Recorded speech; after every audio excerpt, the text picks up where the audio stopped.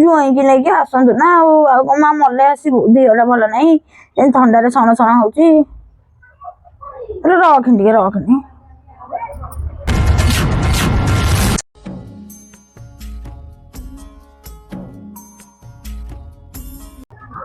ଆଲୋ ତୁ ସେଠି ଠିଆ ହେଇ କଣ ମାରୁଛୁ ବସିକି ସାଉଁଳିକି ଓଳଉନୁ ତଳ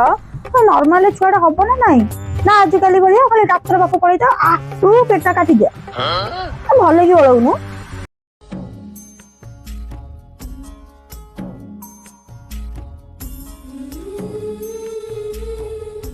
ମୋ ପିଙ୍କୁ ଏତେ ପେଟରେ ଥିଲା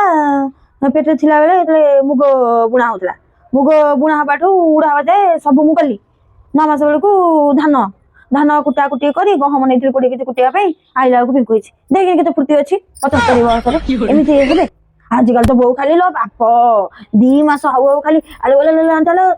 ମୋ ଅଣ୍ଟା କହିଲା ଚାଲି ପାରୁନି ଖଜୁରୀ ଦିଅ ଏଟା ଦିଅ କଦଳୀ ଖାଇବା ଦିଅ ସକାଳୁ ସେ ବାଦାମ ଦିଅ ଏମିତି ହଉଛନ୍ତି ବୋଲି ଆଙ୍କର ସବୁ ପେଟ କଟା ହଉଛି ବୁଝିଲା ବୋଉ ବାପାଙ୍କୁ କୁହନ୍ତୁନି ଗୋଟେ ଖାଇବାକୁ ଆଣନ୍ତେ ମନ ହଉଛି ଗୋଟେ ଖାଇବାକୁ ଆଲୋ କଣ ବା ତୋର ପୁଣି ଖାଇବାକୁ ଇଚ୍ଛା ହେଲାଣି ବାପା ବା କାଲି ବରା ପିଆଜି ଆଣି ଦେଇଥିଲେ ପୁଣି ଖାଇବାକୁ ଇଚ୍ଛା ତୁ ଜମା ସେ ମିଛ କଥା କହନା ବୋଉ ତୋର ଖାଇବାକୁ ଇଚ୍ଛା ହଉଛି ସେଇଆ କହିବୁ ପିଲା ଅଛି ବୋଲି ଖାଇବାକୁ ଇଚ୍ଛା ହଉଛି ମୋର କଣ ପିଲା ନଥିଲା